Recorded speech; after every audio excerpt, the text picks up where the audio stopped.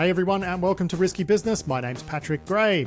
We'll be chatting with Adam in just a moment about all of the week's news, and then of course we will hear from this week's sponsor, which is Corite. And Corite make the industry standard NDR sensor. So if you're looking for something to stick on your network just to collect security relevant information from the traffic traversing your network, that's a great place to start. Of course, Corite maintains Zeek, which is open source. So it's an open source NDR sensor, and they also have commercial versions and whatnot as well. Vince Stouffer is Corite's field CTO, and he's joining us to talk through a few things really. They just published a blog post about the typhoons, the Salt and Vault typhoons, and really noting how attackers are going where the EDR isn't these days, and how, you might want to spin up some basic network detections, which seems like sensible advice in this year of our Lord 2025. That is coming up later, but first up, let's get into the news with Adam. And just off the bat, if I seem a little off today, everyone, it's because there's a cyclone about to land on my head. So I'm getting today's show out the door, and then I'm taking a couple of days off because it is going to be absolutely wild here. But yeah, Adam, let's start the discussion with a follow-up on the ByBit attack. Last week, the thinking was that the North Koreans had actually managed to get malware onto devices at ByBit. It turns out that wasn't the case. But funnily enough, that doesn't actually change most of what we said last week. Yeah, the details have come out that the North Korean attackers actually did this by updating the JavaScript. It looks like in the AWS kind of CDN that belong to SafeWallet, the people who make the multi-signature wallets that ByBit use in their environment. And these attackers, which, I'm just going to straight up say it, we've said lots of nice things about North Korean technique and hacking, but I gotta hand it to them with this one. This is so good. So they did this essentially blind, using only write access to an S3 bucket that contained JavaScript, or maybe in the cache in front of it. We don't know for sure. And this was set up to only target the wallets of ByBit. So they had poisoned this JavaScript for everybody in the world that used the web interface for SafeWallet, but they only targeted the one wallet from ByBit that contained, $1.5 billion. So that's pretty slick, I gotta say. Yeah. Now, funnily enough, last week, there was a bit of a discussion. Should they have used a, single purpose device like an iPad or whatever? And I was saying, well, no, because, for 1.5 billion, you could probably buy an Ode anyway. And the real thing that you have to do is have a process around being very careful with when you whack the okay button on your hardware wallet. And that advice still stands, because yes, absolutely. Indeed, you could just be dealing with a poisoned chunk of JS, and it's going to do the same thing. You got to pay attention to that hardware wallet. And funnily enough, even in the week since we published our last podcast, just looking through exactly what they had to approve on the hardware wallet and how similar it was to the regular stuff they would approve. I think there was a thing, the thing that really did them in, it was a change of a single digit on a very long string, wasn't it? Yeah, basically there was a whole bunch of arguments to the kind of the API into the wallet that they were calling. And yeah, in order to spot that difference, you really would have had to have been checking, a piece of paper, some kind of process, or have a wallet that understands your particular transactions, which once again, for $1.5 billion, you probably could do with some custom code there as well. But overall, none of this really changes the fact that ByBit needed to verify what they were doing, and they didn't. Yeah, well, they thought it was a much smaller transaction, I think, in the order of $100,000, but that's the point, isn't it? Yes, that is exactly the point. And yeah, the North Koreans, they nailed this. They got it so good. So yeah, my hat is unironically off for them. I'm totally standing for North Korea now. You're totally hoping for Korean reunification, right? So that these people get to come in from the cold and we get to talk to them. Yes, yeah, absolutely. Absolutely, because I bet they got plenty to contribute to the rest of the world if they could do something productive with their time and efforts. Yeah. Now this is, we are not endorsing North Korea or the regime there, but boy, oh boy, do they have some good hackers over there. Meanwhile, their laundering is pretty on point too. Something like 20% of the funds they've stolen are already untraceable. I think, authorities have recovered, tens of millions or something. But yeah, 400 million gone. Yep, they managed to get that through, through some mixers somewhere and get it to the point where it's no longer traceable. The rest of it, modulo the very small percentage that's been seized or frozen, or that they understand where it is and they have some cooperation. Everything else is still in the wild, and the North Koreans also know how to launder it, turns out, because there's so much money sloshing around in that kind of Southeast Asian cybercrime ecosystem that they can use to hide their transactions in, that it'll be gone in days, I expect. So I mean, I said 20%, and then I saw from this story that I'm looking at, which is John Grieg's one at the Record, that's 400 million, which is clearly more than 20%. So this is a fast moving target, right? Yeah, it certainly is, and it's it's big money. So good work. Take it easy, man. Let's not go too crazy with the praise for the evil empire over there in North Korea. Now, there's been a huge flap over the last few days because several reports emerged saying that various bits of the US government were being ordered to stop paying attention to Russia threats, right? So in the case of Cyber Command, the order was apparently that they should stop preparing attacks and conducting attacks against Russian targets. And then we saw some reporting about an alleged memo at CISA where, people were told to, stop reporting on Russia stuff as if it was a national security threat. Obviously very controversial. Then CISA came out and denied it. And that's become interesting because no one knows whether or not to trust CISA anymore, which is a hell of a sign of the times, right? When you're actually saying, well, we're not sure that we believe this statement coming from CISA. And I think that's the real story here. When it comes to the Cyber Command stuff, that's not actually unusual given what's happening here. The United States is seeking to, now whether you agree with this or not, they're seeking to normalize relations with Russia. And putting a pause on offensive actions is a very sort of standard thing to do when you're entering a period of negotiation that is seeking to normalize relations, right? Now, you can say that it's a nuts thing to do in terms of trying to seek that normalization, but if that's what you're trying to do, then this action isn't so weird. The CISA stuff does seem weird, though. We've got Catalan's report linked to in this week's show notes, which I think is excellent. But then Kim Zeta's come along and really looked at, well, what on earth is happening here and who do we believe? And she's done a tremendous job. Yeah, no, both of these write-ups are pretty good at kind of untangling the sort of the complicated back and forth here. So in the case of Cyber Command, there is the things that are already going on, like the ongoing actions inside Russian networks that may get paused. There's also planning for future operations and preparatory work for future operations. And pausing that would be, I guess, a bit more unusual in the context of a negotiation or things going on. So, and that's a thing that could have, kind of depending on how long things are paused for, stuff kind of gets stale. So it can have a longer running effect. Kim also noted that I think the Department of Defense has already come out, just recently has come out and said that that's not the case, that Cybercom hasn't been told to stand down on offensive operations. So, we are still stuck in this case of, well, what do we believe anymore? What's going on? Is this happening? Is it not happening? Is it, we've seen, all sorts of bait and switch stuff with Trump, where they'll say something Trump entities, Trump organizations and staffers and stuff with, they'll say something crazy and then walk it back immediately after the effect. And we saw that with sanctions on Canada or whatever else. Or kicking Canada out of Five Eyes, I think is the one you're thinking of. Canada out of Five Eyes, that was the one. Yeah. Yeah. Where, it kind of has the necessary effect, but they don't have to wear the consequences of saying it. I don't understand, American politics are so wacky these days. So who knows, man? Who knows? Yeah, I mean, I just think Kim's done a really good job of unpacking the coverage and how it's unfolded and what we know and what we don't, but it's very confusing. Meanwhile, the Finnish intelligence service, according to this piece by Alexander Martin, is warning that, if the war in Ukraine wraps up, that's going to free up Russian operators to do a lot of other stuff, which I think is a reasonable thing to be concerned about. I'm sure everybody still wants to see an end to that war, but this will be one of the effects.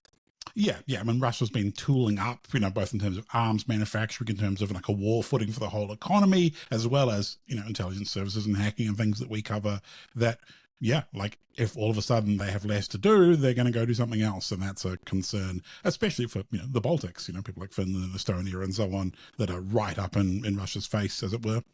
Now we've got a hilarious headline here from Joe Warminski over at The Record, which is FBI urges crypto community to avoid laundering funds from ByBit hack. This is an interesting approach. The FBI just asking people not to launder money. Why didn't they try that before?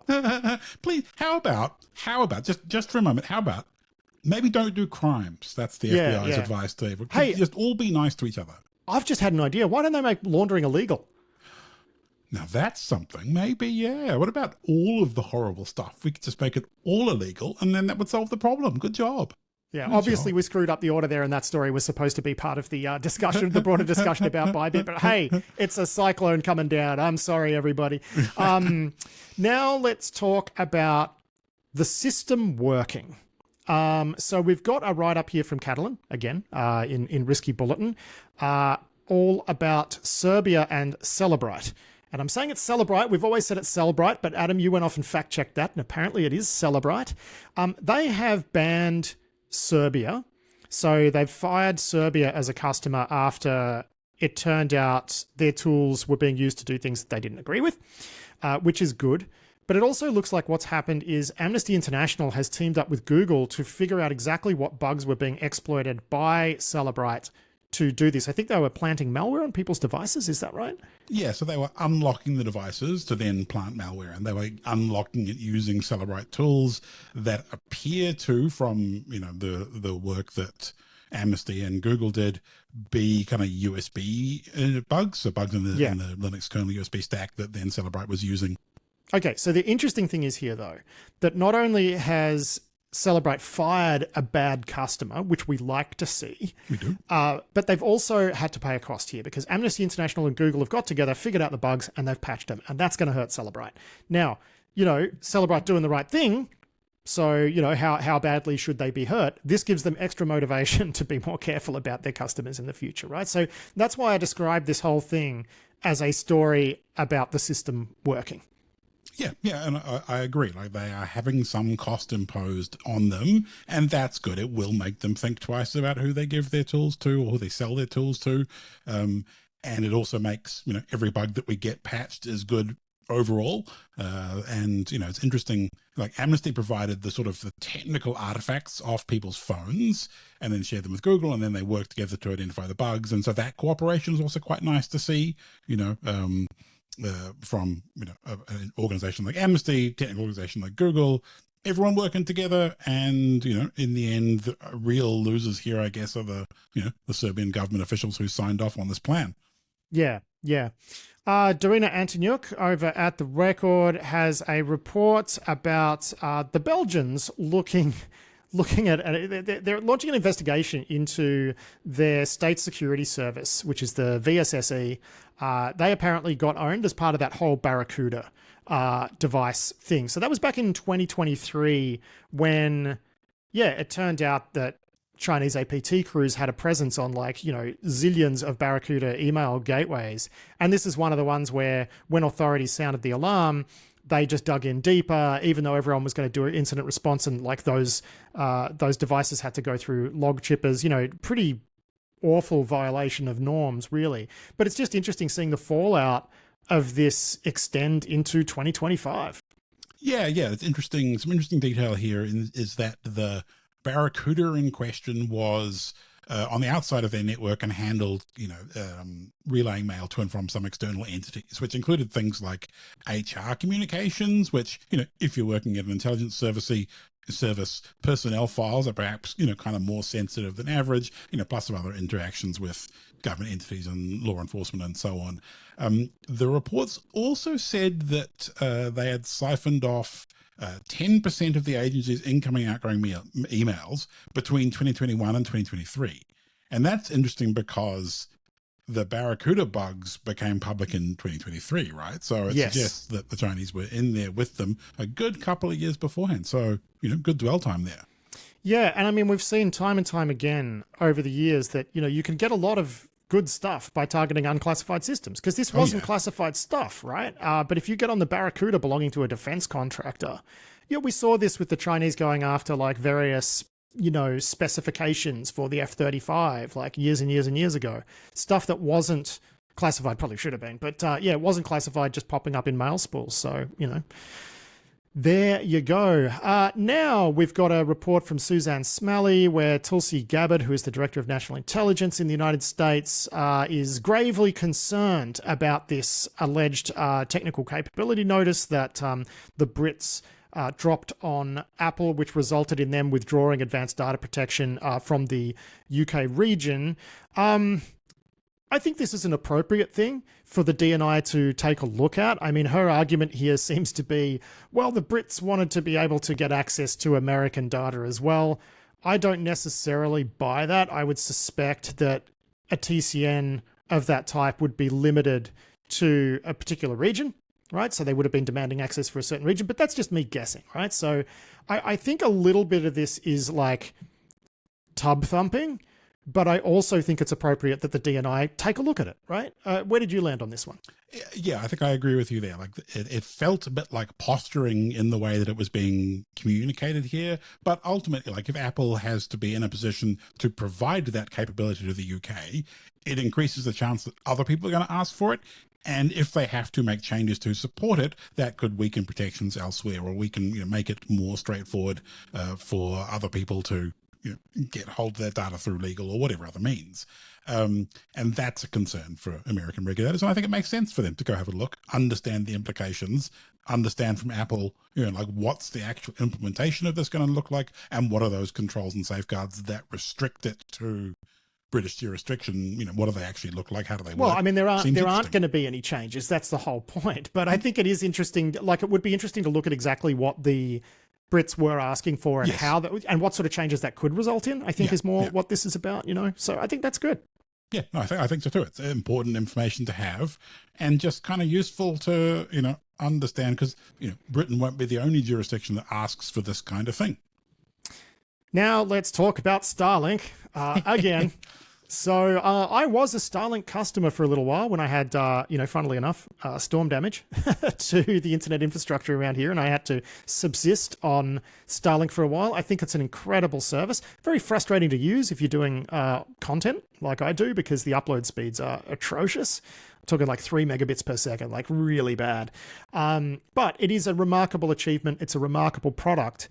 But I have never seen so many captures in my life as when I was using Starlink, right? Because there is clearly a lot of abuse emanating from Starlink IPs, right? So every second website, you'd get a capture, which was amazing. And, this next piece kind of, supports the idea that, of why that might be happening. We spoke a week or two ago about how the Thai government had cut power to certain regions to take out the power of these scam compounds. They also cut internet connectivity and whatnot.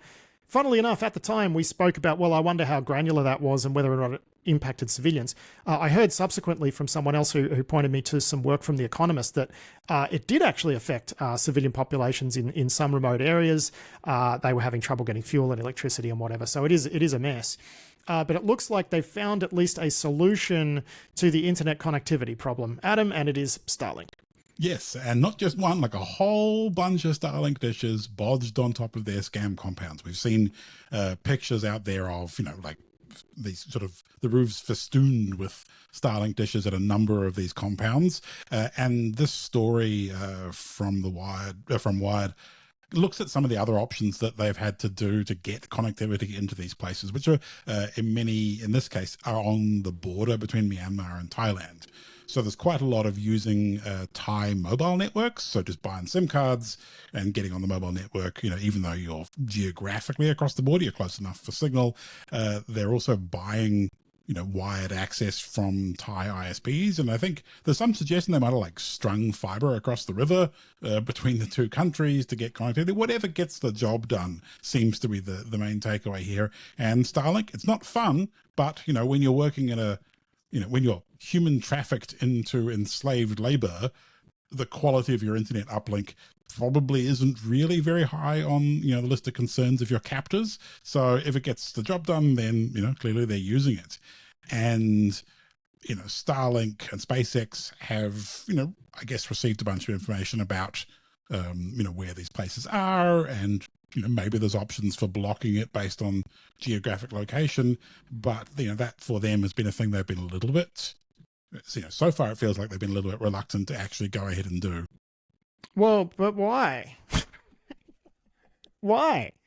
I mean, that's a good question. Like if they can identify which terminals, as opposed to just turning off service in geographic regions, because we've seen like in the war in Ukraine where they were turning off coverage as the borders or as the edge of the conflict moved around.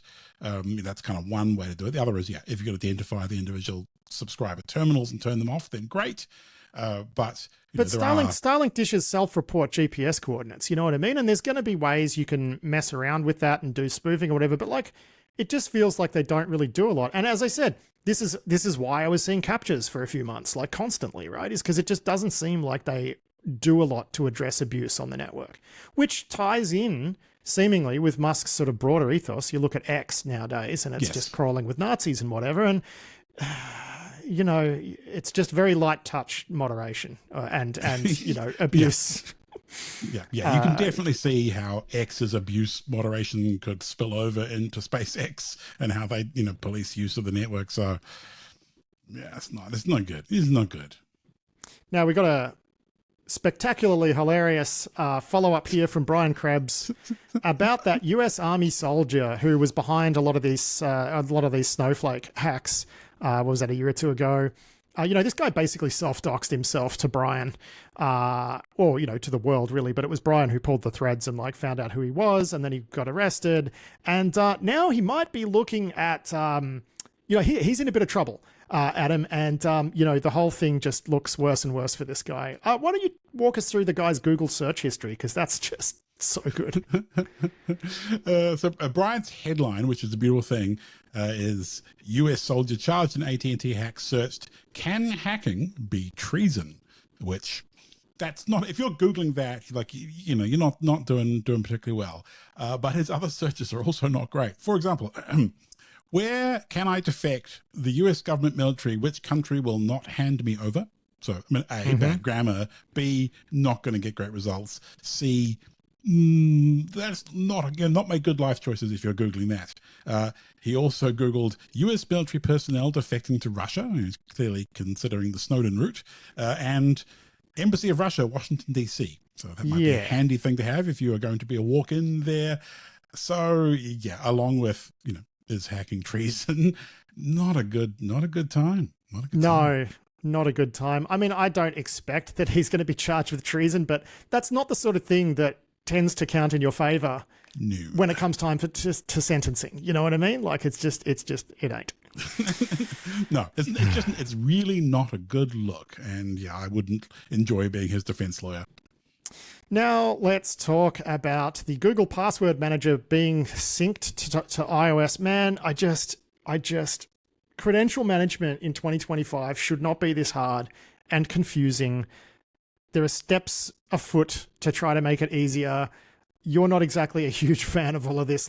Walk us through exactly what's going on here, because we've got another story too about how Google is replacing SMS MFA with QR codes for Gmail authentication.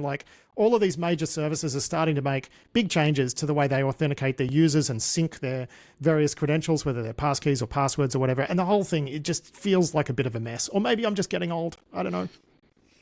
Certainly the auth ecosystem is a lot more complicated than it used to be, but that's because we used to have username and password, and most people had one password that they just reused everywhere, and that kind of level of simplicity is not realistic. And I guess that's what we're kind of comparing against. So yes, it's getting more complicated, but no, it was not working well. So what they're proposing at this point is, if you're using passkeys for authentication, right now, if you use passkeys across, if you only used passkeys in Chrome on a desktop, then everything works as you would expect. The browser stores your passkeys, you use them to auth, everything is great. If you're in the Apple world and you use Safari on your Mac desktop, or you use iOS, those passkeys are stored in your iOS keychain or in the Apple iCloud keychain. So they're synchronized between your Apple devices, but they aren't shared with other browsers. And if you are a person that moves between Chrome on desktop and mobile Safari on a phone, then your passkeys are not shared and it's kind of confusing. So what Google has done is done the necessary integration work with Google's password manager on iOS, that you can use Google Password Manager synchronized and stored passkeys in Apple apps and in the browser.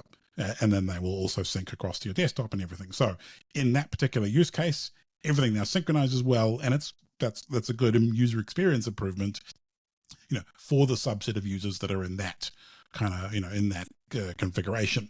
Well, but I mean, that is kind of the default configuration these days, which is people use Chrome on their computers and they just use Safari on their iPhone. I'm one of those people. Yeah, well, and me too, right? I mean, that's how I work as well. And this, I have been kind of, it's a pain having two sets of passkeys, one in the Google key store and one in the, in the Apple Life key store. So synchronizing, that's useful and good. But the problem with passkeys overall is that they are just more difficult to understand, and the threat model is more difficult to understand. And, trying to explain a passkey, to a boomer is difficult, and if it syncs more, that's good. But then, of course, there's also the risks of how far does that syncing spread, and in corporate environments, things get more complicated. And this is where the whole passkey ecosystem starts to get concerning, as if you're a CISO and you're trying to understand where are the authenticators for my staff, now things are a bit more complicated. So this is funny because like a very minor sponsor of this show is Yubico, and their COO comes on basically once a year and does a soapbox conversation where he'll always say something like, well, these things are a bit complicated and difficult to manage for enterprises or whatever. And, this is why hardware keys have a role, blah, blah, blah. And you always get comments in mail saying, well, of course he'd say that. He's the COO of Yubico. And it just consistently plays out the way he says it's going to play out like a year later, Yeah. Which is funny. But so I'm presuming that this also synchronizes passwords and whatever. Yes. I mean, passwords were already synced across Google Password Manager, and you could use Google Password Manager in Chrome on iOS or on macOS. That was already I don't the like case. credential managers, which is why I didn't know that. But anyway. I've got it written down on a piece of paper somewhere. It's perfectly cromulent solution. Right? There's nothing on a piece of paper. I like it. Exactly. The other thing, SMS. So SMS. Oh, yeah. Yes. So there was an article in Forbes which quoted a source at Google saying that they are going to introduce QR code authentication as a replacement for SMS second factor, which I think is a pretty universally good thing. It's not perfect, but it's definitely better than the current situation. So the way this will play out is, instead of doing, when you user and password auth to Google and then you have to provide a second factor, instead of SMSing you a code, which we've seen SIM swapping make complicated, you will instead be shown a QR code which you have to scan with your phone, and that QR code is going to, we haven't seen the implementation detail, but the way I imagine that will work is that will launch Google Password Manager or Google Authenticator, on your phone, which will then call back into Google and say, hey, this is device number 437, blah, blah, blah, blah. I have seen this QR code. And that does the same thing as SMS second factor, because with the ultimate thing you're trying to do is bind the phone that existed in the user's possession at the time of enrollment to a phone that's in the user's possession at time of authentication. And that will be able to do this in a way that's less phishable, and also avoids SMS traffic pumping schemes, which unfortunately is probably the main reason they're doing this rather than security, is because it will save them some bucks. I mean, this is the one time that we defended Musk on this program, yes. Which is when they binned SMS MFA for like non-subscriber, for people who weren't paying for a subscription. And people were saying, oh, they're making security, something you have to pay extra for. But that really wasn't it. It was just that the fraud, they were having to pay so much for like, fraudulent SMSs going to like, virtual telcos in Tuvalu or whatever. Like it was actually kind of reasonable that they did that. But I do wonder, because like one of the reasons the majors have not wanted to do this previously is because there are a subset of users out there who don't have smartphones, right? So I don't know how this is going to play out for them. Yes, I mean, I think if you are in that circumstance, this is going to be a hard problem. And the alternative of like what, falling back to phone call auth, same problem with SIM swapping, Yeah. and same But problem then again, with I mean, call if you're fraud. someone who's just using a dumb phone, you're probably not a prime target for SIM swapping. You know what I mean? I mean, once again, yeah, probably not. You're right. But also older people with those kind of setups are probably also reasonable targets for scams. So Yeah. like it is difficult to come up with something, because if you're sitting there at Google and you're trying to design an auth scheme, you've got to design something that works from everywhere on the planet, all the different like amounts of coverage, of quality of devices, of social circumstances, of all of the like other complicated things that happen. Even things like naming people is different around the world. Like it's just hard to come up with a universal solution, and there will be losers whenever they make any change like this. Yeah, I'm just wondering if they're going to completely kill SMS auth. That's all. Or whether or not they're just going to change some defaults or whatever. I guess we just have to wait and see. Yeah, we will just have to wait and see, because there are probably going to be some edge cases where it really is the only option, but it would be nice if it wasn't the default. Yeah. Because right now, getting to the point with many services where you want to disable SMS-based auth, you just have to take your phone number away from them, because otherwise they'll use it. And so it's difficult to disable that if that's the only tool that you've got as a user. Yeah. Now let's talk about a confusing botnet. We got some reporting here from David Jones over at Cybersecurity Dive. There's this massive botnet that's been linked to Iran that is responsible for like the biggest DDoS in history. But we've looked at the numbers. Well, you've looked at the numbers, and it's really hard to tell like what's going on here, because like it apparently this botnet has more capability than there should be, like connectivity going into Iran in the first place. And like apparently most of the botnet is actually based in Iran on Iranian devices. It's all just very confusing. Like, what do we know here? So this botnet 1111 bot seems to be mostly made up of compromised Hikvision devices, so cameras and network video recorders. Some researchers from, I think it was Nokia's like network defense unit, said they had seen 6.5 terabit sustained traffic from this thing, which like that is a lot of packets from about 30,000 sources. Grey Noise set up their kind of honeypot network to detect connections or packets from devices running this malware, and they saw something in the order of 1,000 endpoints hitting their sensors over a month. So a small fraction of the overall estimated 30,000 devices. And of those 1,000, something like 60% were in Iran.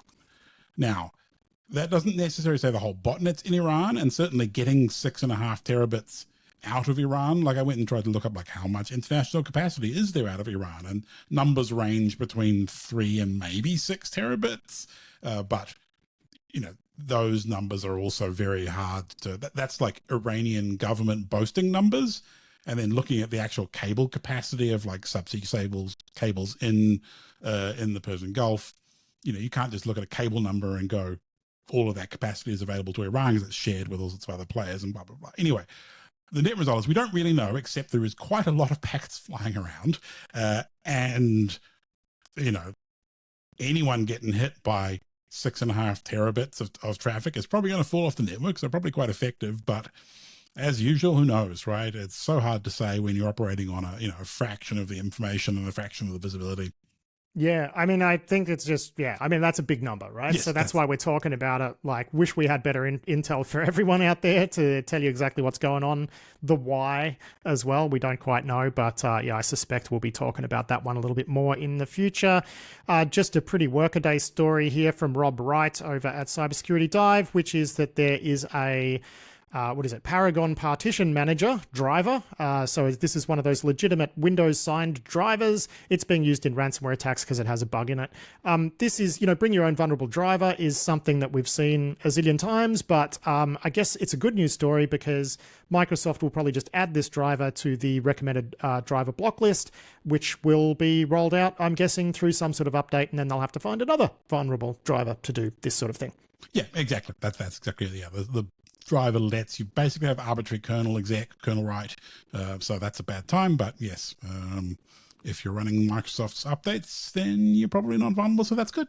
Yeah, and these sort of drivers often used to do things like what? Stop EDR, encrypt disks, all that sort of stuff. I mean, we saw that with like Shamoon in like 2010 or whatever it was, you know, like. But back then, no one checked the signatures on anything, so it doesn't matter. You could just, so it's a good news story. It's a good news. The fact that we actually check signatures on kernel drivers, that's good news. It is. It's a good news story. Yeah. And finally, a piece from Alexander Martin that we're not really going to dwell on is that this guy, Richard Ayamir, I don't know how you pronounce that. He's from East London, linked to the com. He's been convicted of making indecent images of children.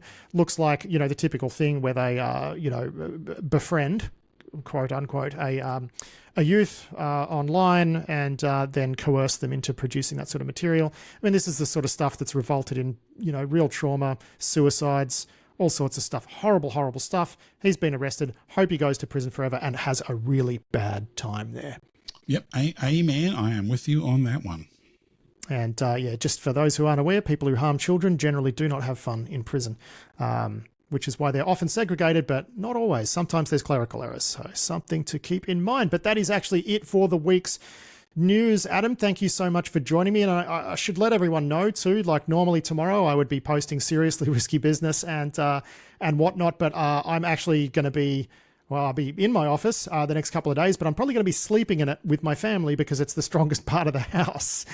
So I'm not going to be around. So thanks in advance for filling in for me for all of my risky business duties. And big thanks also to our new producer and editor, Amberly Jack. So thanks to you guys. And hopefully I'll catch you next week, mate. Yes. Yeah. Well, best of luck to you, Pat. Time to go batten down your hatches. And good luck. That was Adam Boileau there with a check of the week's security news. It's time for this week's sponsor interview now with Vincent Stouffer, who is the field CTO at Corite Networks. Or is it Corite Networks or just Corite? Anyway, it's Corite. They maintain Zeek, which is the open source network detection and response thingy. And they make their money by selling basically Zeek setups that can deal with like unimaginable amounts of network data. Very cool stuff.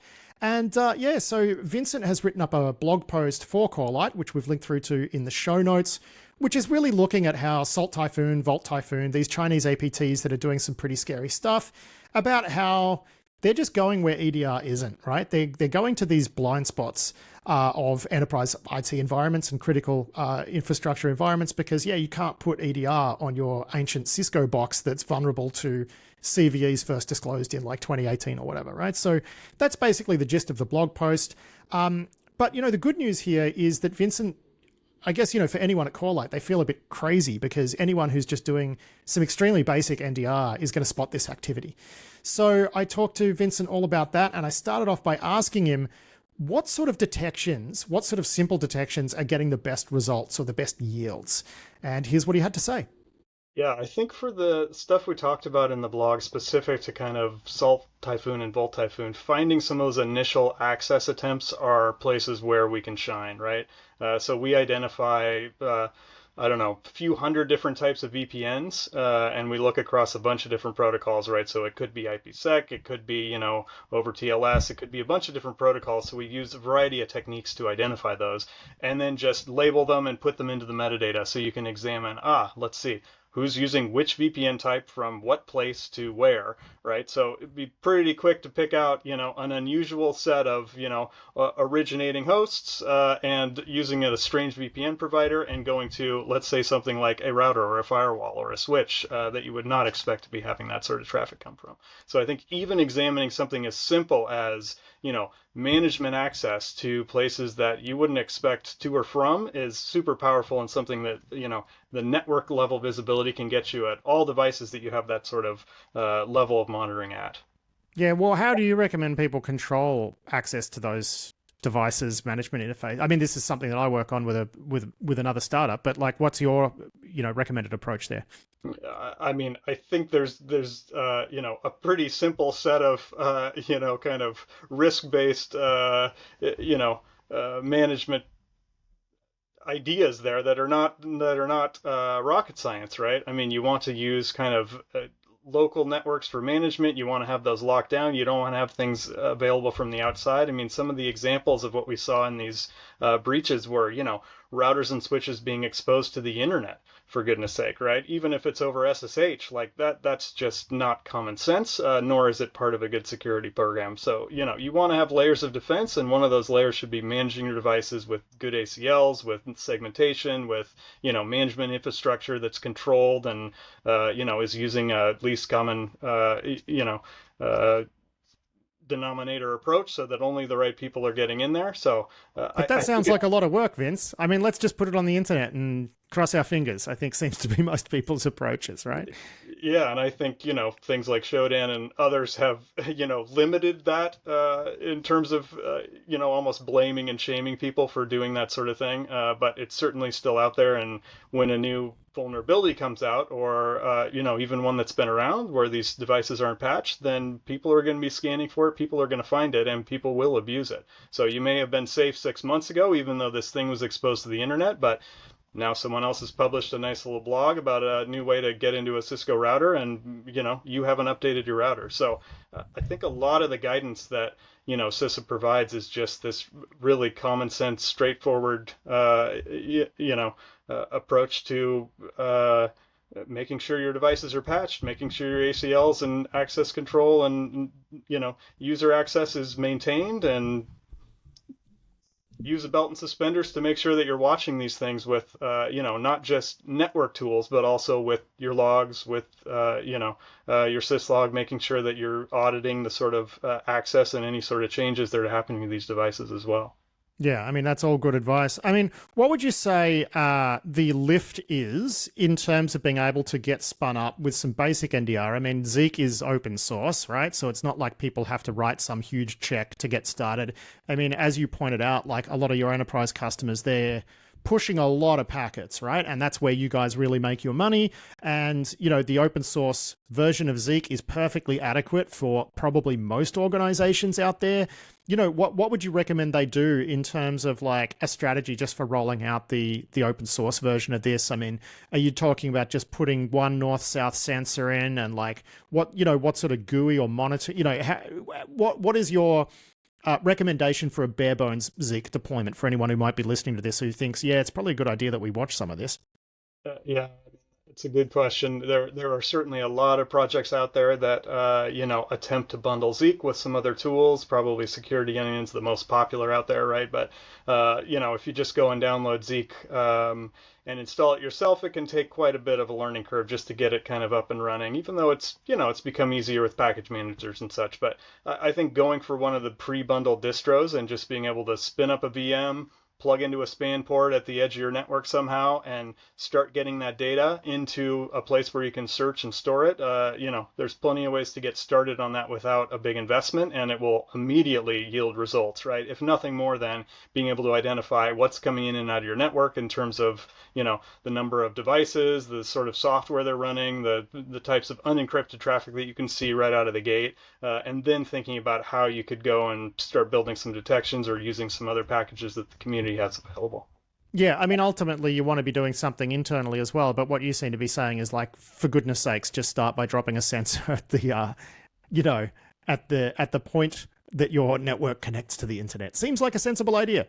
Yeah, I mean, I think we generally see a maturity curve of that sort of network monitoring, and that's where it starts, right? So you've got to start by just finding out what's coming in and out of the door. And once you have that, then you'll start to become addicted to that data, right? You'll start becoming reliant on it and saying, "Oh, I wish I had this on my, data center A, or maybe I want it on some high value assets, my, AD servers or my DHCP and DNS servers," some of these things that where you put network monitoring right in front of you will then start to get a lot more context about that other data that you're capturing elsewhere, including from other tools like EDR or others.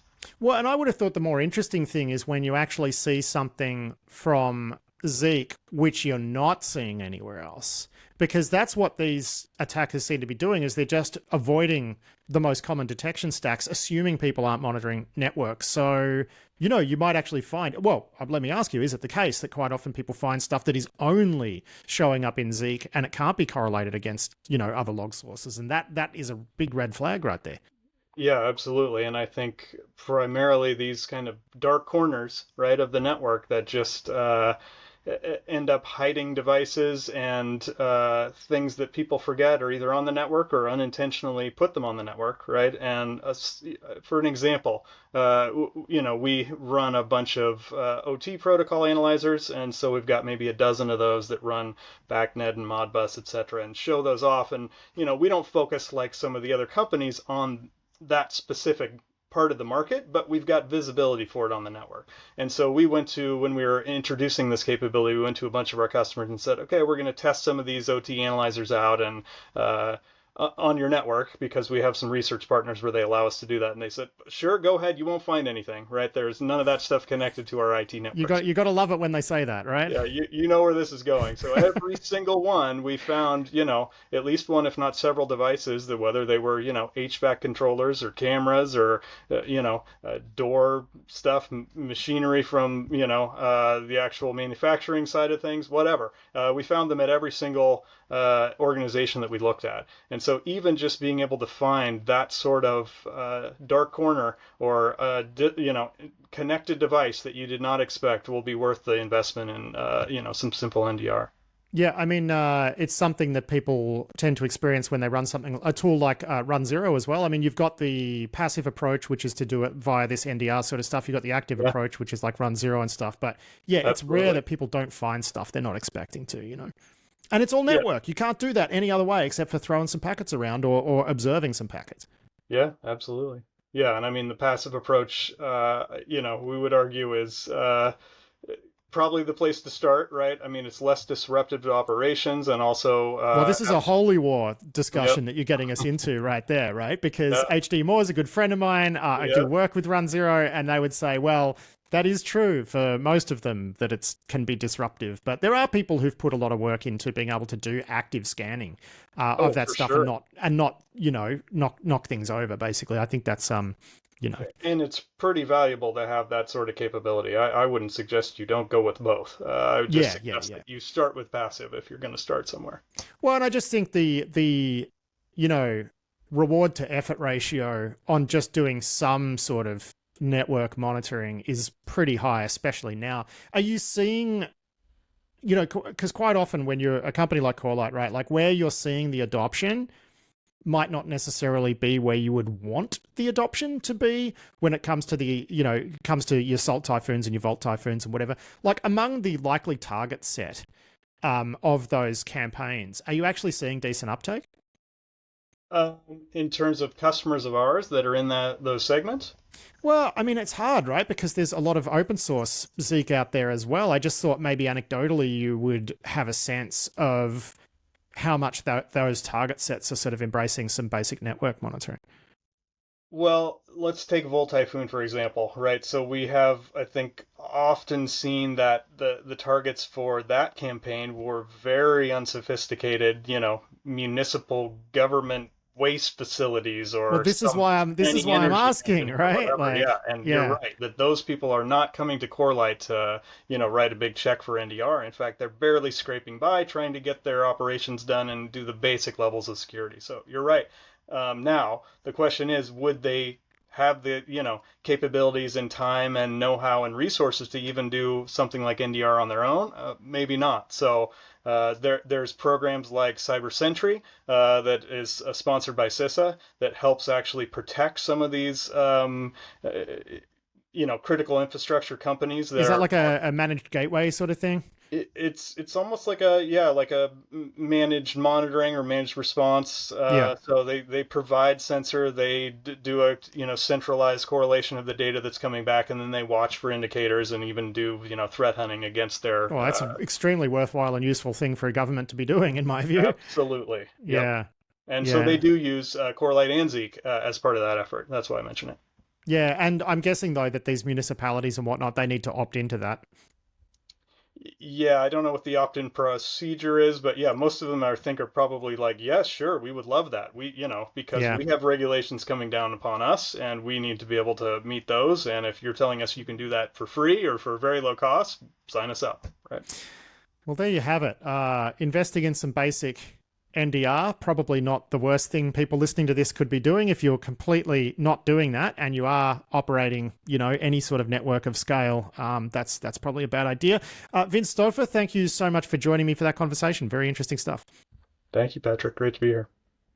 That was Vincent Stouffer from Corite there. Big thanks to him for that. And big thanks to Corite for being a long-term sponsor now of the Risky Business podcast. I really like Corite. I like what they're about. Community driven, lots of people submitting stuff to it. It's like the industry standard for NDR. Go check them out. And that is it for this week's show. I do hope you enjoyed it. I'll be back next week with more security news and analysis. But until then, I've been Patrick Gray. Thanks for listening.